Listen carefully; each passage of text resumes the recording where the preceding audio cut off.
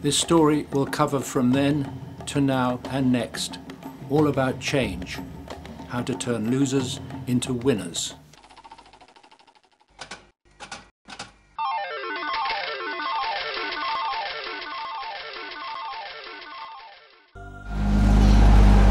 Now, when we get past these trees on the left, you need to use a little imagination. A bit like a lion's head. There's a vole down there, folks. Vole down there. Do you want to stop? Right, you see it down there? Oh yeah. And the most endangered creatures in the country, so we're really fortunate to have them here. Isn't it amazing? They're supposed to stay miles away from people, and yet, you know, there they are with hundreds of people walking up and down. So why on earth, or especially in it, should endangered water voles set up business here? You see, even I'm getting quite excited about it, and I work here every day. That's really good news. Just past the tea rooms here on your left, there comes a Lion Rock house. Welcome to the famous Cheddar Gorge, Somersets Grand Canyon, where amongst crowds of people and surrounded by solid high stone walls, water voles are winning. And they're doing it with a little help from their friends.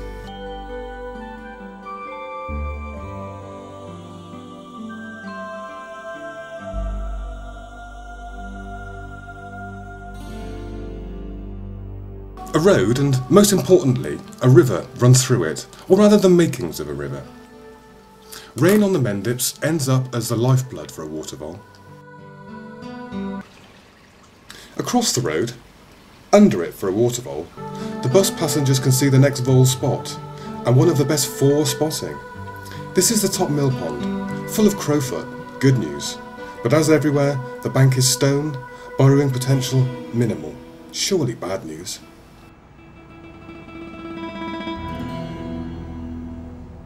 They're not always easy to spot. Where are they? A vole or the current? A frog? A man trying to look like a bush? A real bush? A wren in the ivy?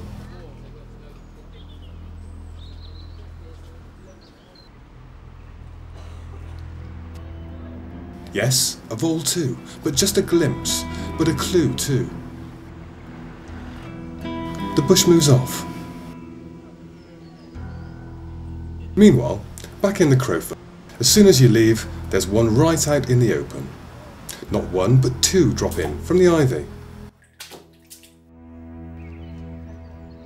I look after the wildlife and the visitors, including dogs, and have spent many hours at all times of day, all through the year, trying to work out how the voles live here.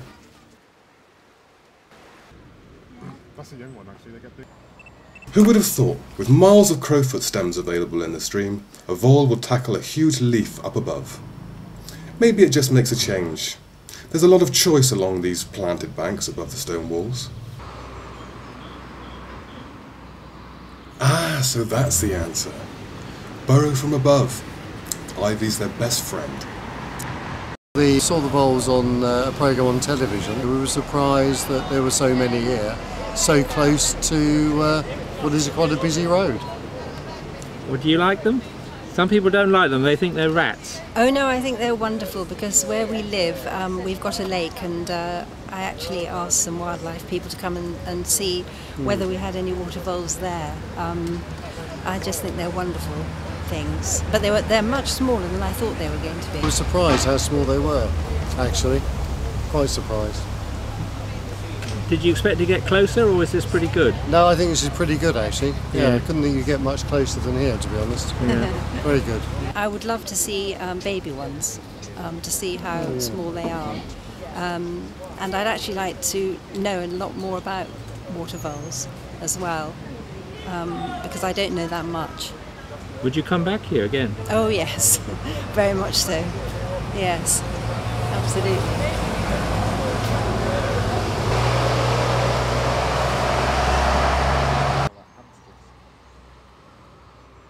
So it's not a rat, despite being Ratty from Wind in the Willows. It's interesting that people love water voles, but not rats at all. Rats can swim, but voles are better at it. A sort of doggy or ratty paddle through the crowfoot stems, or along the tunnel bridge in the road. Very rare you see them coming up.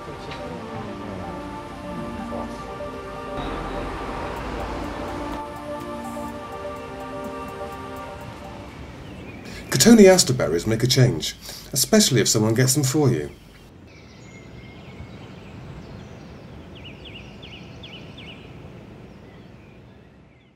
Furry animals that sit up and use their hands like pandas are popular.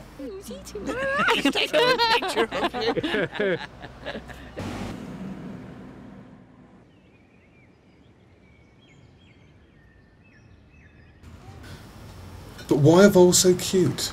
And rats so similar looking, so not? Voles have rounder noses, less prominent ears, and a much shorter tail. Voles are not called rats, though the legendary Ratty was.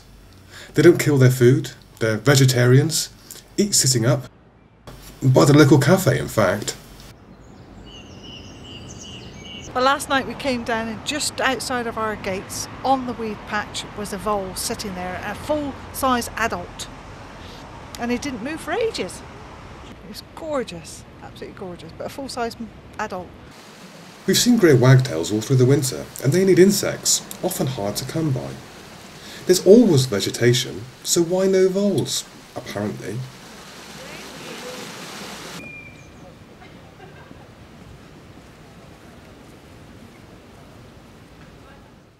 In the best place so far, at the top mill pond, life along the wall has returned. It seems that the burrow network from above and underwater entrances too is a safe haven. They build up food supplies and slow right down. When they do emerge to eat outside, on a plastic bottle, they're in smart company.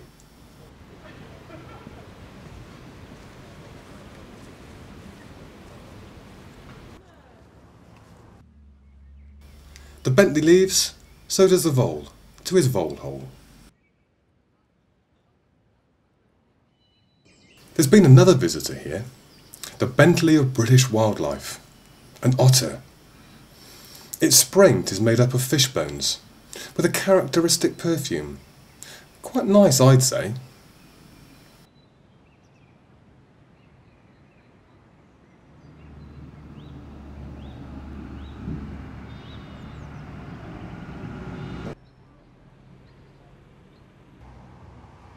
Nearby, the voles have moved up a gear. They're making weed mats, though they probably don't mean to. As they eat the crowfoot stems, the feathery bits get left, all the better to sit on. A good sign voles are around.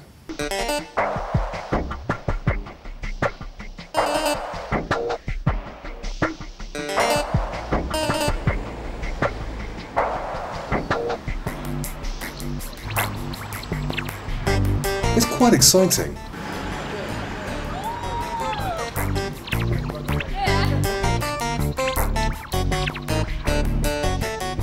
Less so if you're a crowfoot flower. Maybe they taste sweeter than all that boring foliage.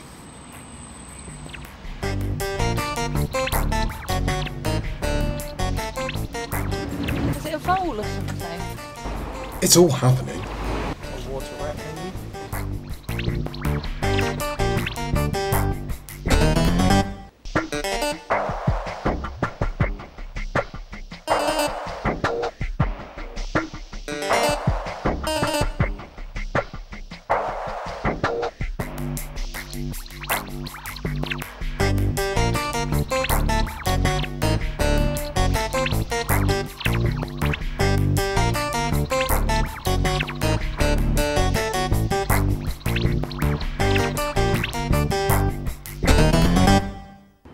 So Volesville is also Ducksville.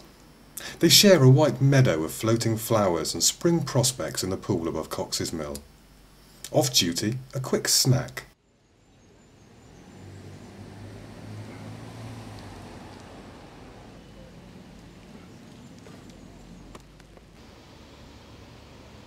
Now the black-headed, not white-headed gulls, in summer plumage also drop in.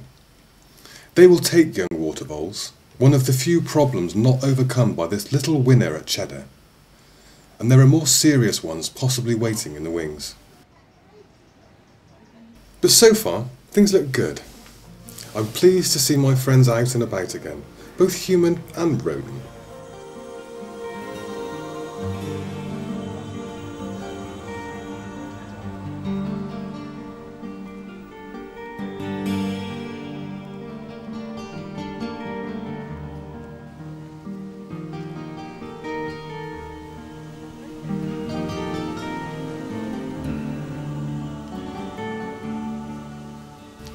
And the flowers, apple blossom above the water, crowfoot below.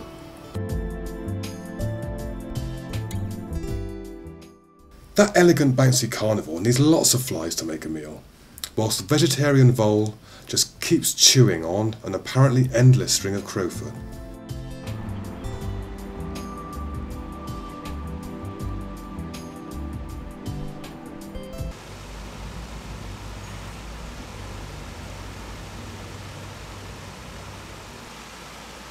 And this species provides cover at stream level. Below is a long waterfall overlooked by the apartments, an excellent spot for vole watching. And they watch us too as the cafe stocks up for the weekend. It's going to be a special one. At least there's plenty of ice cream.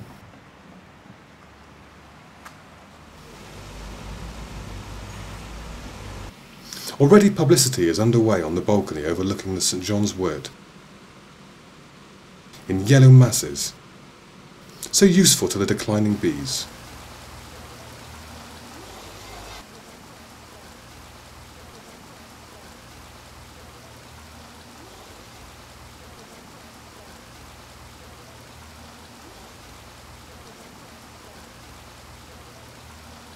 Could be Volesville in both directions.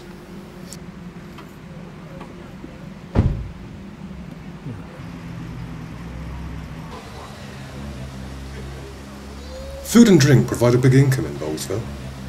Down in the water celery jungle, the watched watches the watchers.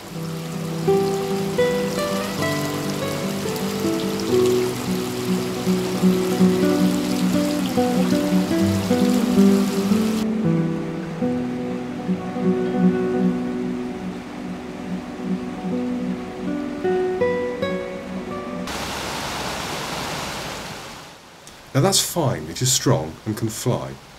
Not so good for ducklings, light as a feather and without the aquatic skills of a water vole. But so far, so safe. The voles have got over, or up, the problem of voles with the ivy ladders. If it floods, the high walls will protect them. But it seems that when they have a chance to burrow near the water, they do just that.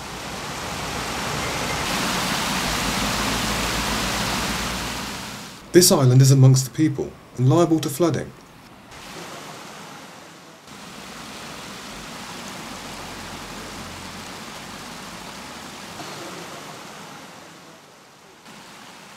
When provided with tempting pieces of apple, he stretches out as far as possible, while still keeping his tail end in some sort of safety.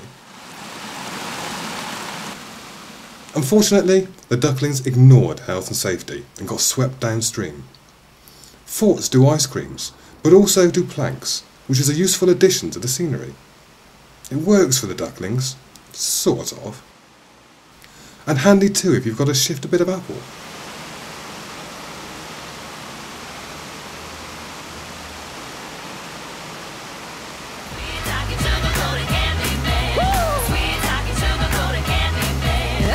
And talking of shifting things, more candy for forts. Next door, it's beer time in the beer garden. Another shock to the system. It's all happening in Volesville this weekend.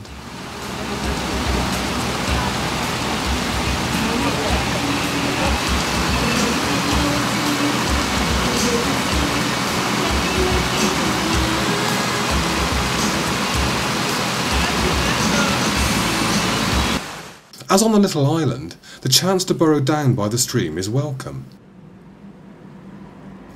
Where a blackbird finds worms in the soft silt, a vole can revert to its typical homemaking.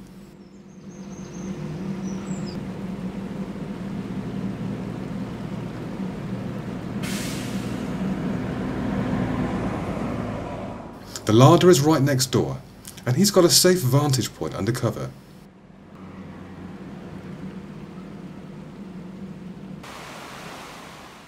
So's he. Or try pink. Is this a hen party?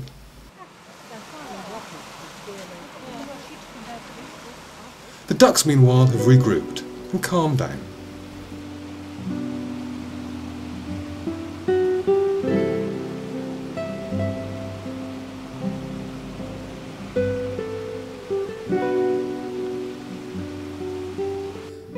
I've spotted another group of burrows, and guess who's moved in?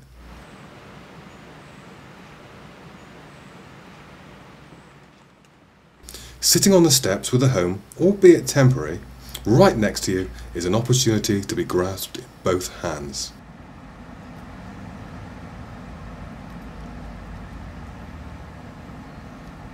There are more steps behind the railings on the other side of the stream, where the Willows management keeps a close eye on the new arrivals.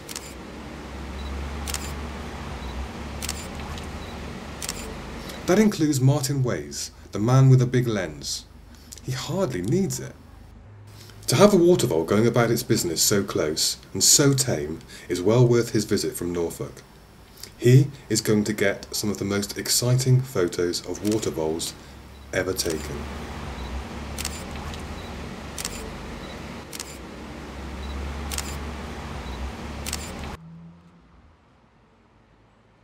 The steps are a perfect base for a weed mat, piling up as he discards the feathery bits.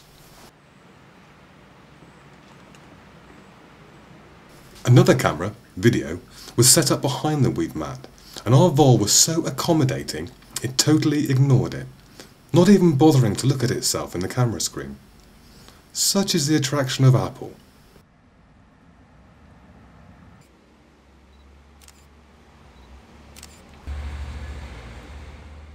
Then Martin spots something. Another vole comes swimming upstream along the wall. It seems to be urgent, pushing hard against the current. A few minutes later, she reappears, with a mouthful, which seems to need readjusting.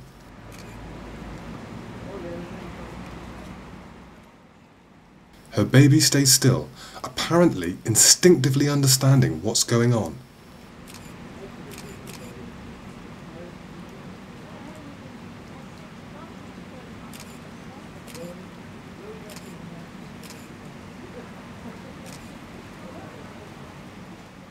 Then she comes back again to collect another.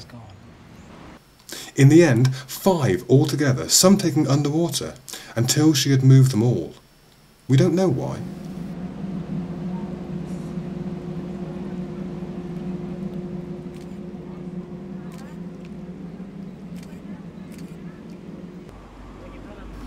The young leave the burrow and explore. A mother can have 3 litters in a season, and the first litter can breed that first year.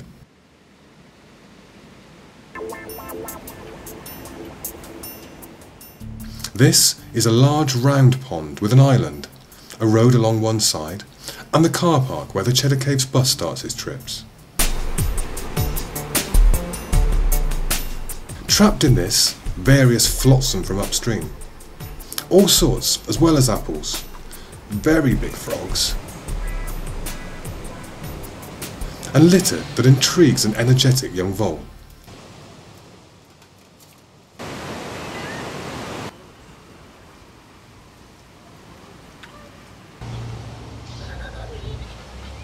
Now this area down here was one of the early industrial areas in the country. There are up to 13 water mills in this area.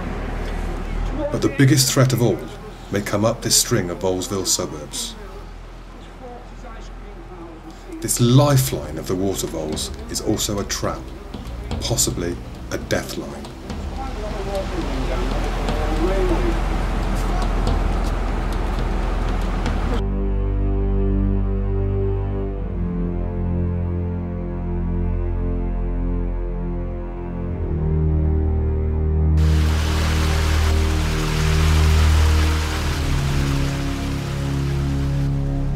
It's over-efficient and over-here, the American mink.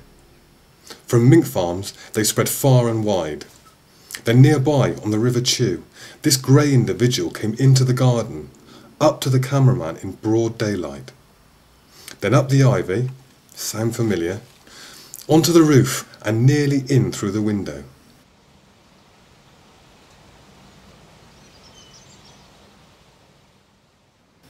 Swims, climbs, does like a ferret, down burrows, some CV.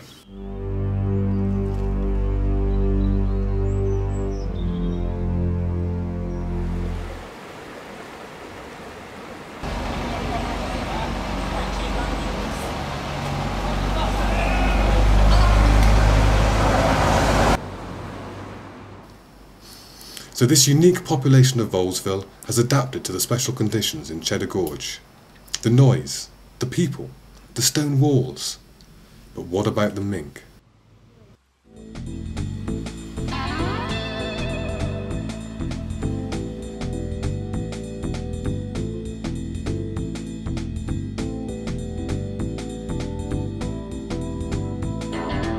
Ratty has enormous appeal across Britain.